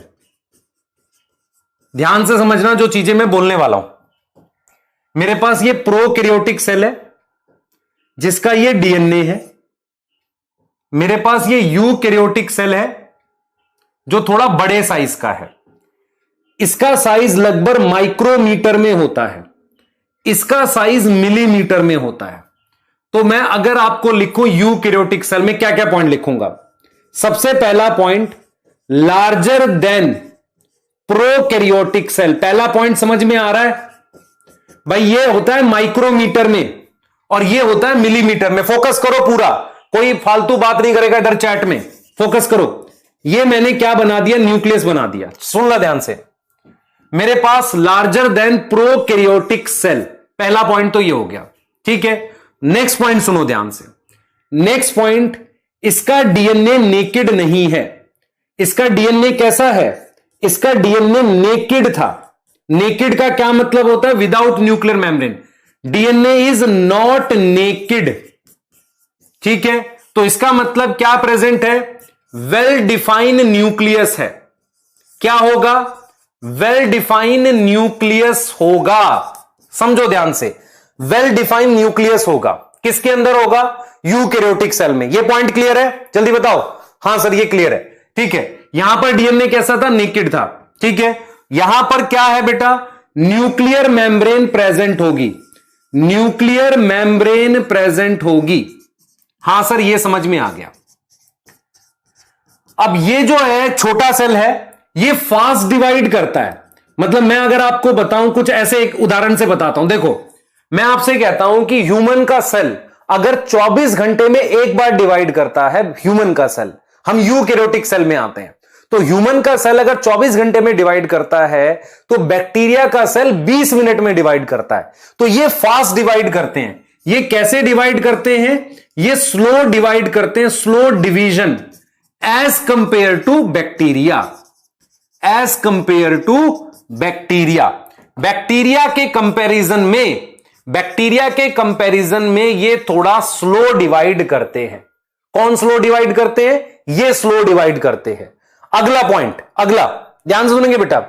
सर इसे लिखना है, पहले मुझे तो लिख लेने दे बेटा। तू साथ लिखेगा, 2 मिनट रुक जा, पहले मेरे को समझा लेने दे। डीएनए नेकेड नहीं है, ये स्लो डिवाइड करते हैं, साइज बड़ा होता है। इनमें मेम्ब्रेन बाउंड ऑर्गेनल होती हैं। कौन सी ऑर्गेनल होती हैं? Membrane bound organelle. क्या होंगी? Membrane bound organelle. इनमें कोई भी मेम्ब्रेन बाउंड ऑर्गेनल नहीं है।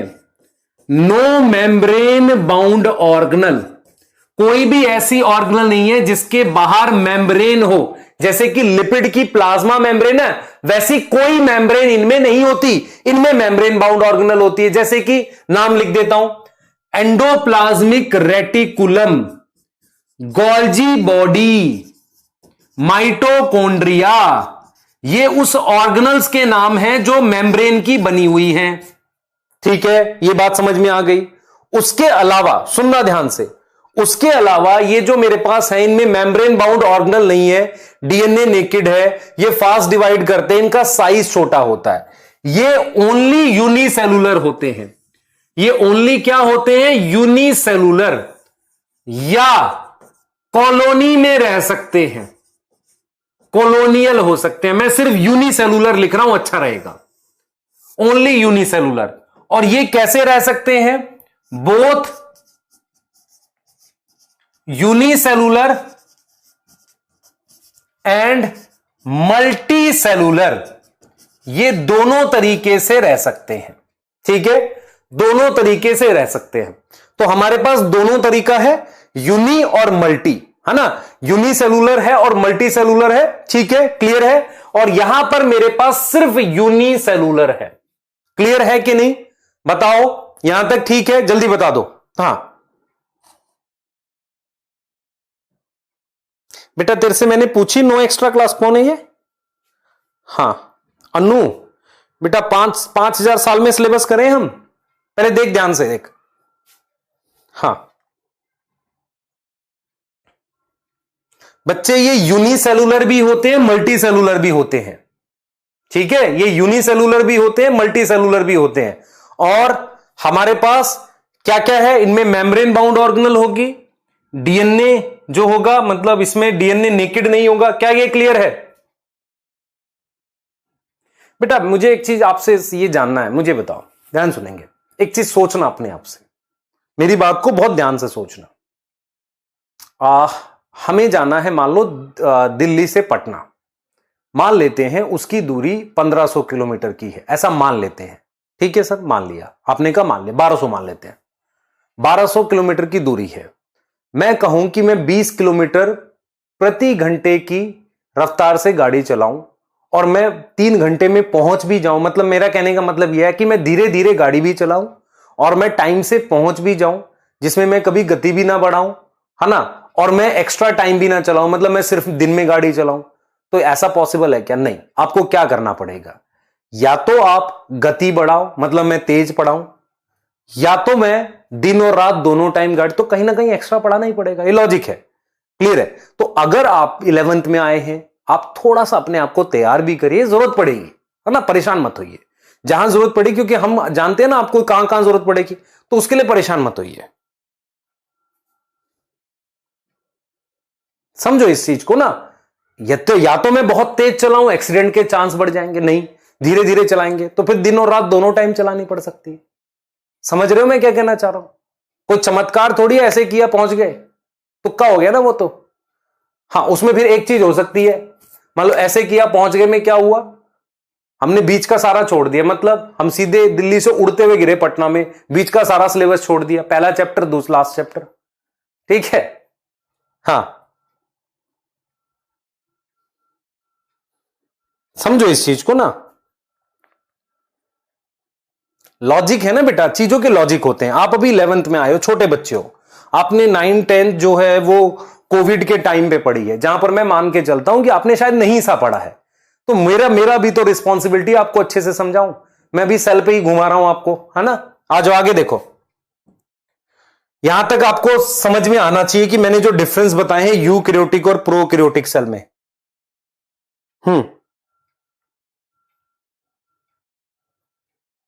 ठीक है, पढ़ाई करो, चिंता मत करो। नीट के पेपर वाले दिन आपको मेरे कराए हुए में से सारे क्वेश्चन बन रहे होंगे 100%। आ जाओ, इधर आओ, इधर आओ, आगे देखो।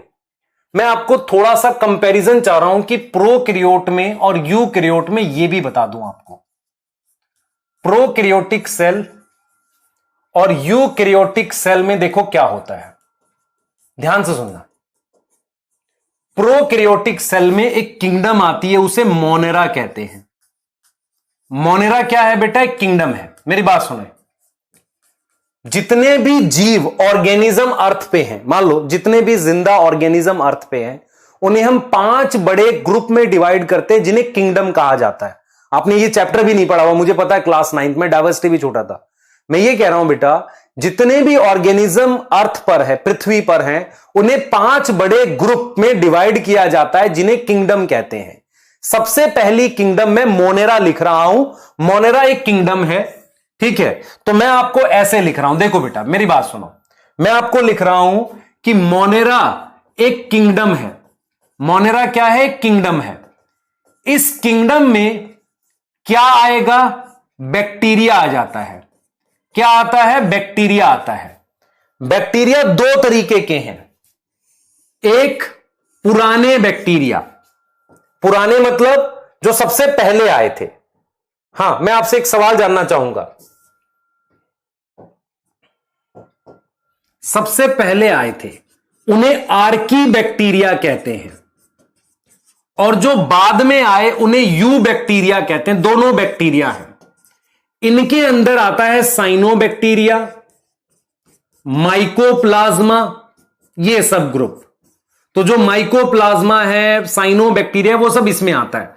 आर्की बैक्टीरिया प्रिमिटिव बैक्टीरिया है, मतलब बैक्टीरिया में भी सबसे पहले यही आए थे। और ये किस कंडीशन में आए थे? हार्श कंडीशन, मुश्किल कंडीशन में आए थे। हार्श कंडीशन में आए थे, जब तापमान 100 डिग्री हुआ करता था, तब आए थे ये। तो आपको मैंने कहा कि भाई देखो, सभी प्रकार के ऑर्गेनिज्म जो हैं, सभी प्रकार के ऑर्गेनिज्म हैं, उनको 5 किंगडम में डिवाइड करते हैं। पहली किंगडम मोनेरा है, उसके अंदर सिर्फ बैक्टीरिया आते हैं, इसका मतलब प्रोकैरियोटिक सेल आते हैं। तो यदि आपसे कोई क्वेश्चन पूछे कि भाई इनमें सब में राइबोसोम कौन सा होगा, आप कहोगे 70S राइबोसोम होगा। भाई इन सब में क्या फीचर होगा? राइबोसोम कितना, कौन से वाला होगा? इन सब में राइबोसोम होगा कौन से वाला? राइबोसोम होगा 70S, और इनमें न्यूक्लियोइड होगा। मेम्ब्रेन बाउंड ऑर्गेनल नहीं होगी, है ना, मेम्ब्रेन बाउंड ऑर्गेनल नहीं होगी। ये सब कॉमन फीचर है, ये सब हो गया। अब उसके अलावा 4 और किंगडम आई, ध्यान से सुनेंगे। 4 और किंगडम है। एक का नाम प्रोटिस्टा है, और फिर हमारे पास है फंजाई, प्लांटेई और एनिमीलिया। ये क्या है बेटा? किंगडम है। आप समझो ध्यान से मैं क्या पढ़ा रहा हूं, सुन लो ध्यान से, सुनो पहले समझो। जितने भी जीव अर्थ पे हैं, उन सबको हमने 5 बड़े ग्रुप में डिवाइड किया जिन्हें किंगडम कहते हैं। पहली किंगडम में मोनेरा लिख रहा हूं, जिसमें सारे प्रोकैरियोटिक सेल आते हैं। मोनेरा को 2 ग्रुप में, मोनेरा को हम बैक्टीरिया कहते हैं, उसको 2 ग्रुप में डिवाइड करते हैं। पुराने बैक्टीरिया, पुराने कौन से हैं? आर्की। आर्की का मतलब होता है पुराने, जब कंडीशन बड़ी मुश्किल थी अर्थ पे, उस समय आए, और अब नहीं मिलते। वो क्यों नहीं मिलते? क्योंकि कंडीशन आसान हो गई। समझ रहे हो मैं क्या कह रहा हूं? हां ठीक है। मैं आपसे एक सवाल पूछता हूं, आप मुझे बताना, ध्यान से सुनना। आपके घर में जो बूढ़े दादा दादी जी हैं या जो भी लोग हैं, क्या उन्हें एयर कंडीशनर में रहना पसंद आता है? नहीं, क्योंकि उन्होंने किन कंडीशंस में रहा है?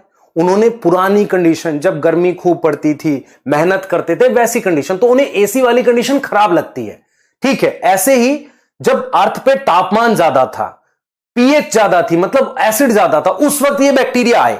अब कंडीशन ठीक हो गई है, तो क्या उनको वो पसंद आएगी? नहीं। तो इसलिए ये मिलते नहीं है। तो ये कहां मिलेंगे? जहां कंडीशन अभी भी खराब है। तो पृथ्वी पे, अर्थ पे, जहां भी आज भी मुश्किल कंडीशन है, ये वहां मिलते हैं, नॉर्मल कंडीशन में नहीं मिलेंगे, ठीक है। तो ये हो गया मोनेरा।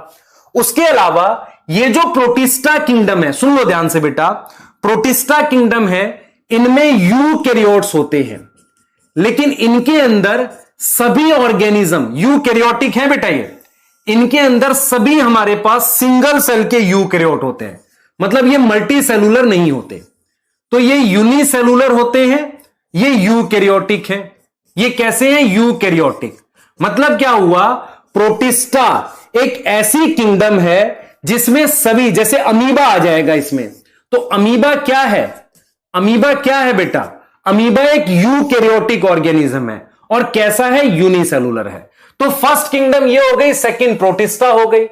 अब फंजाई प्लांटाई एनिमिलिया, ये यूकैरियोटिक तो हैं, ये यूकैरियोटिक तो हैं, पर ये मल्टी सेलुलर है। ये क्या है, मल्टी सेलुलर। मतलब क्या हुआ, मतलब ये सारे एक से ज्यादा सेल से बने हुए हैं। प्लांटी के अंदर ही एल्गी आता है ना, एल्गी आता है। तो मैंने क्या पढ़ाया आपको, मैंने ये पढ़ाया कि पृथ्वी पर जितने भी जीव हैं, अर्थ पर जितने भी ऑर्गेनिज्म हैं, उन्हें हम 5 बड़े ग्रुप में विभाजित या डिवाइड करते हैं। सबसे उन्हें किंगडम कहा जाता है। सबसे पहला किंगडम है मोनेरा, जिसमें सभी प्रकार के प्रोकैरियोटिक सेल आएंगे, जिनका फीचर होगा राइबोसोम 70s टाइप। उनमें डीएनए नेकेड होगा और उसमें मेम्ब्रेन बाउंड ऑर्गेनल नहीं होगी। कुछ में सेल वॉल होगी, नहीं होगी, कुछ में फ्लैजिला होगा, नहीं होगा, वो अलग बात है। अब हमने देखा कि एक किंगडम है प्रोटिस्टा। उस प्रोटिस्टा के अंदर क्या आएंगे, यूनिसेलुलर आएंगे, लेकिन सेल कौन सा होगा, यूकैरियोटिक। इनमें मल्टी सेलुलर आएंगे और सेल कौन सा होगा, यूकैरियोटिक। तो हम किसमें, एनिमिलिया किंगडम में है। हमारे सारे सेल कैसे हैं, यूकैरियोटिक हैं। समझ में आ रहा है, हम मल्टी सेलुलर है। तो पॉइंट ये है मेरे पास, ये जो 4 किंगडम है, इसमें सारे सेल्स कैसे हैं। इन चारों किंगडम में ये 4 बड़े ग्रुप हैं। चारों किंगडम में यूकैरियोटिक सेल हैं। क्या है, यूकैरियोटिक सेल हैं। समझ में आ रहा है। तो मैं आपको अब यूकैरियोटिक सेल पढ़ाऊंगा। तो मैं क्या कैसे पढ़ाऊंगा, सुनो मेरी बात, सुना ध्यान से। मान लो मैंने आपको कैसे पढ़ाना, मैं आपको कह रहा हूं कि देखो भाई, प्लांट सेल में ये चीज होती है, एनिमल सेल में ये नहीं होती। तो इसको पढ़ाने से पहले मुझे आपको यह पढ़ाना पड़ेगा कि एक सेल में क्या क्या होता है। तो मैं आपको सबसे पहले अब यूकैरियोटिक सेल पढ़ा दूंगा। और यूकैरियोटिक सेल में, सुनना ध्यान से, यूकैरियोटिक सेल में क्या क्या हो सकता है, इन सब में वो सब पढ़ा देंगे। फिर बताएंगे कि भाई प्लांट में ये नहीं होता, एनिमल सेल में ये नहीं होता। यहां तक क्लियर है कि नहीं, बोलो। ठीक है बेटा, 70s क्या होता है, पुराना लेक्चर देख। टाइम नहीं पास करते हैं मास्टर के साथ, उन्हें गुस्सा भी आ सकता है इस बात पे। तेरे को मैं बार बार बोल रहा हूं कि हाइट को जब मीटर में नापते हैं तो राइबोसोम की डेंसिटी को नापने का, उसके साइज को, आकार को नापने का एक इनडायरेक्ट मेथड है, एस यूनिट होती है। तो 70s वो है। ईस्ट बेटा फंजाई में आएगा। एस का मतलब यूनिट है बेटा, मीटर समझता है, यूनिट है, यूनिट होती है मीटर। लाइट किस में नापते हैं, फुट कैंडल में। हीट किस में नापते हैं, कैलोरीज वगैरह में मान ले। ऐसी एक यूनिट होती है, वो क्या नापती है, राइबोसोम का आकार नापती है इनडायरेक्टली। ठीक है। अब ये कहेगा सर इनडायरेक्ट का, अब तू एक काम कर, अपनी एनसीईआरटी में यूकैरियोटिक सेल में जा और वहां राइबोसोम में जा, टॉपिक में, वहां पर एस के बारे में लिखा हुआ। एस क्या है, वो एस क्या है, एक इनडायरेक्ट मेजर है। एस एक यूनिट है, इनडायरेक्ट मेजर है साइज और डेंसिटी का। मैं तुझे बताता हूं कैसे, देख इधर, ये है, ये मार्कर है, पेन है मेरे हाथ में, मैं इनका वेट नापूंगा, ये ज्यादा आएगा, ये कम आएगा, ये डायरेक्ट मेजर है। मैं इस मार्कर से तुझे मारूं फेंक के, चोट लगेगी, इससे मारूं कम लगेगी, तो उससे भी पता चलेगा किसमें वजन ज्यादा है। वो इनडायरेक्ट मेथड है। तो हम क्या करते हैं कि इनडायरेक्टली साइज और डेंसिटी मेजर करते हैं, साइज और डेंसिटी मेजर करते हैं कुछ चीजों का, उसमें से एक राइबोसोम है, वो यूनिट है एस, स्वैडबर्ग कांस्टेंट कहते हैं। समझ में आया, नहीं लिखना है, लिख ले जल्दी से, हां लिख ले बेटा जल्दी।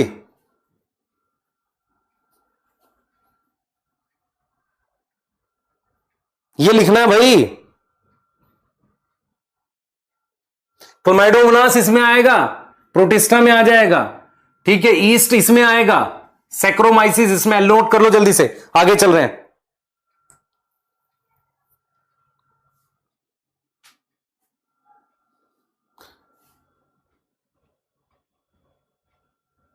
छुट्टी वाले घर जाओ, तुमको बुलाया किसने, आ जाओ भाई।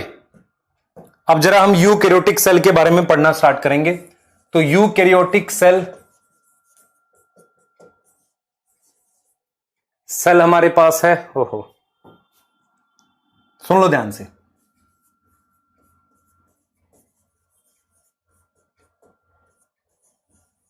यूकैरियोटिक सेल ध्यान से सुनेंगे।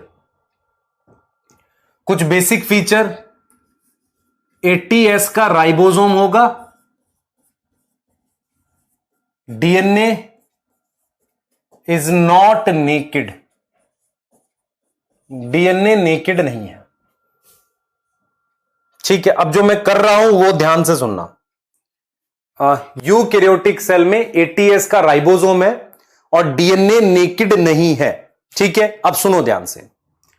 इनके अंदर बहुत सारी ऑर्गेनल होती हैं, ध्यान सुनेंगे। मान लो ये एक यूकैरियोटिक सेल है, ठीक है सर, बना दिया आपने।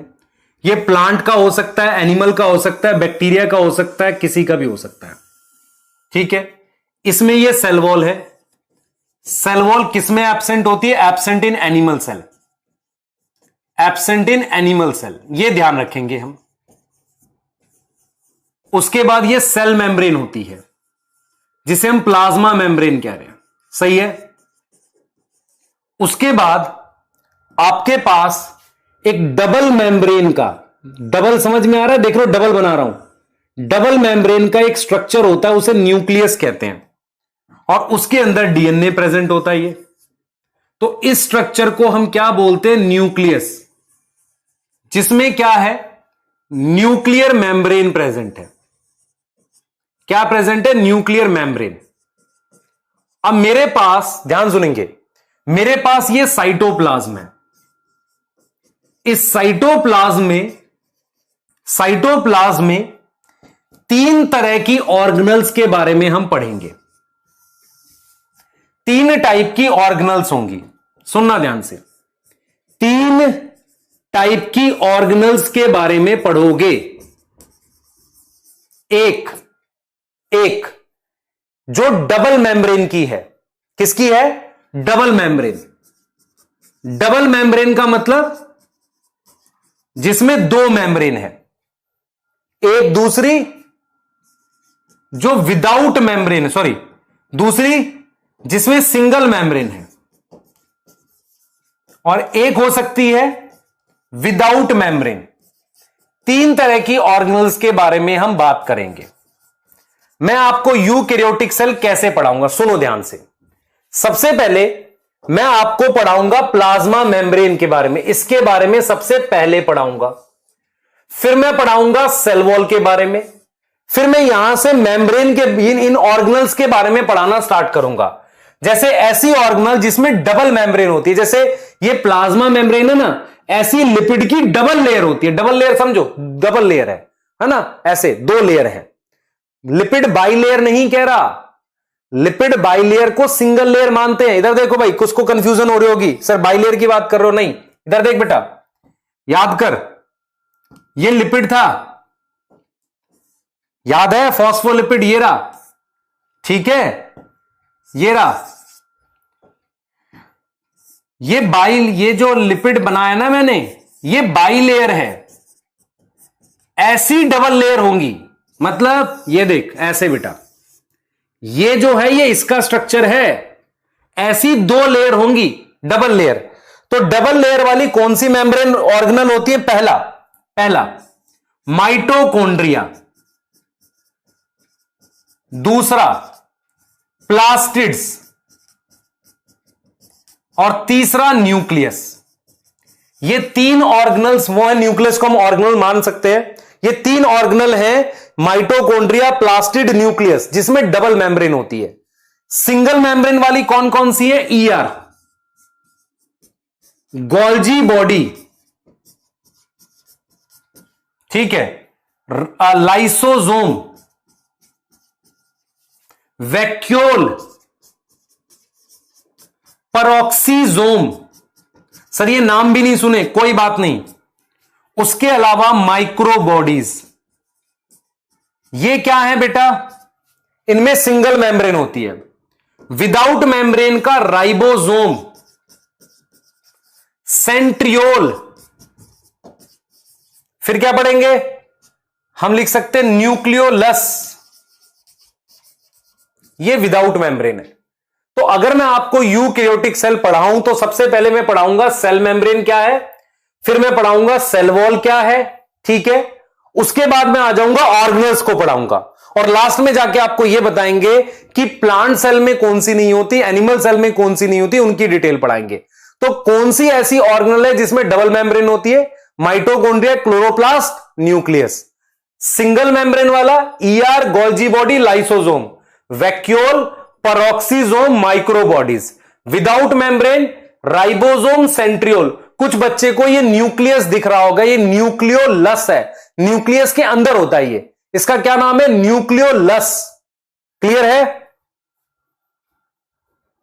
सर डीएनए कहां है बेटा? न्यूक्लियस के अंदर नहीं है ये रहा डीएनए। भूल गया? सब भूल गया? ER, endoplasmic reticulum. भगवान क्या होगा तुम्हारा? ईआर शॉर्ट फॉर्म है उसकी। ईआर किसकी शॉर्ट फॉर्म है? नोट करो इसको जल्दी से। एंडोप्लाज्मिक रेटिकुलम शॉर्ट फॉर्म है, ठीक है?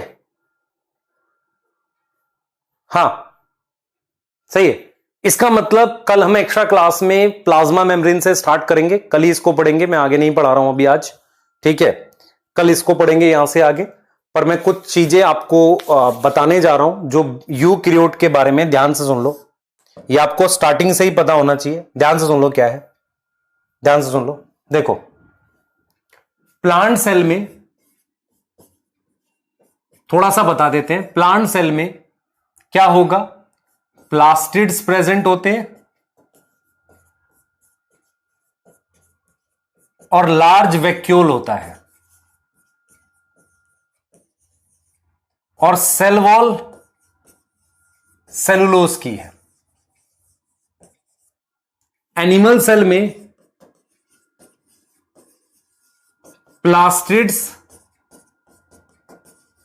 एब्सेंट होते हैं, सेल वॉल एब्सेंट है, ठीक है? क्लियर है? वैक्यूल मतलब लार्ज वैक्यूल नहीं होता। उसके अलावा एक स्ट्रक्चर होता है सेंट्रियोल, इसमें सेंट्रियोल प्रेजेंट होता है, इनमें सेंट्रियोल एब्सेंट होता है।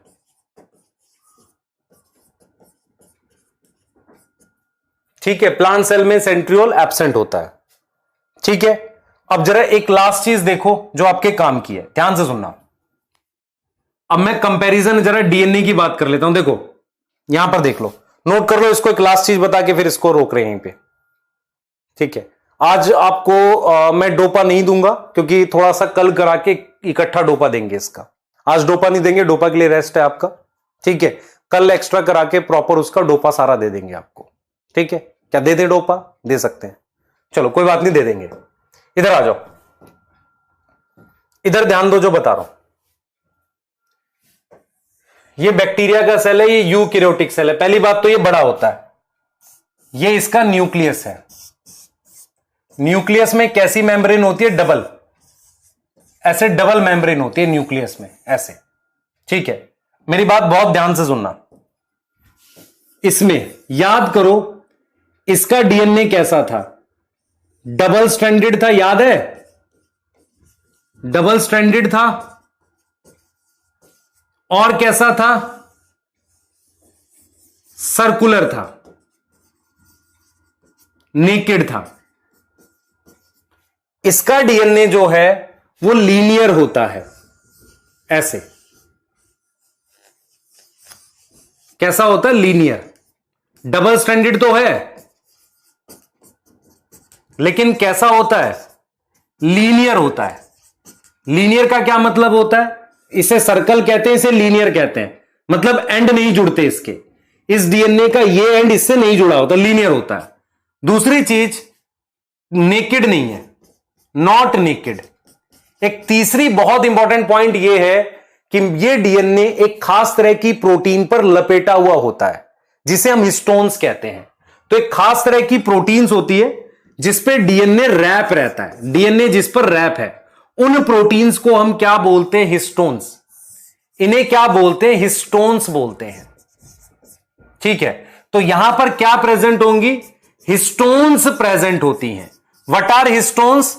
Protein on which DNA is wrap, on which DNA is wrapped, DNA जिस पर लपेटा हुआ है उस प्रोटीन को हम हिस्टोन बोलते हैं।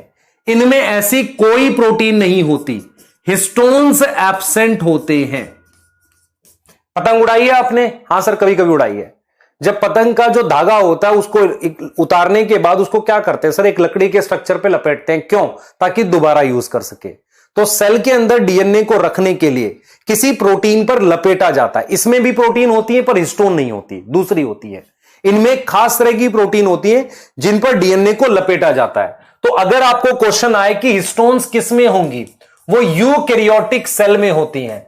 तो प्रोटिस्टा में भी होंगी, प्लांटेई में भी होंगी, एनिमिलिया में भी होंगी, फंजाई में भी होंगी, पर बैक्टीरिया सेल में हिस्टोन्स नहीं होते। ये वो डिफरेंस है जो आपको हमेशा याद रखना है। क्लियर है? हिस्टोन बोल रहा हूं, हिस्टामीन नहीं बोल रहा। हिस्टामीन और हिस्टोन अलग है। बोलो। सरल और सेवरल दोनों में फर्क होता है। सरल मतलब आसान, सेवरल मतलब काफी सारे। हां, कोई मॉड्यूल नहीं करने तुम्हें, मैं जब तक करा रहा हूं कॉपी में करो। मॉड्यूल से क्वेश्चन बनाने आपने, क्वेश्चन बना सकते हो, लेकिन डोपा डीपीपी इनफ है। अगर उसके बाद भी बनाने तो मॉड्यूल से बनाओ। प्रोटीन कौन सी होती है? पॉलीअमीन्स होती है। क्या करनी है? नहीं करनी। ठीक है? हां सर, कार्बोहाइड्रेट भी कुछ समझा देते आप? बेटा समझाऊंगा, एक लेक्चर दूंगा आपको एक्स्ट्रा रिकॉर्ड करके कार्बोहाइड्रेट पे, ताकि आपके बेसिक ठीक हो जाए। क्या आपको कुछ फील हो रहा है कि हमें कुछ कुछ चीजें आ रही हैं? है ना? ठीक है, चैट में बताना कि अगर आपको कुछ प्रॉब्लम हो रही है चीजों की, वो जरूर बताओ। मैं आपको हमेशा हेल्प करूंगा, पर मैं फिर रिपीट कर रहा हूं, मुझे फॉलो करो। कैसे? जो चीजें लिखकर याद करने के लिए बोल रहा हूं, लिखकर याद करो। ठीक है? एनसीईआरटी रीड करो, एनसीईआरटी रीडिंग की हैबिट डालो। ठीक है? मिलते हैं नेक्स्ट लेक्चर में। जय हिंद। बेटा ये जय हिंद उन बच्चों के लिए है जो चैट में उल्टी सीधी बातें लिख रहे हैं और मुझे वो खराब लग रहा है। हर तरह के बच्चों को बोल रहा हूं, आपस में ये सब ना लिखो और कुछ भी ऐसा नहीं करो। मैं आपको रिक्वेस्ट कर रहा हूं, प्लीज चैट में शांति बनाए रखें, अपने डाउट पूछें, अपने आप को इंप्रूव करें। बाय।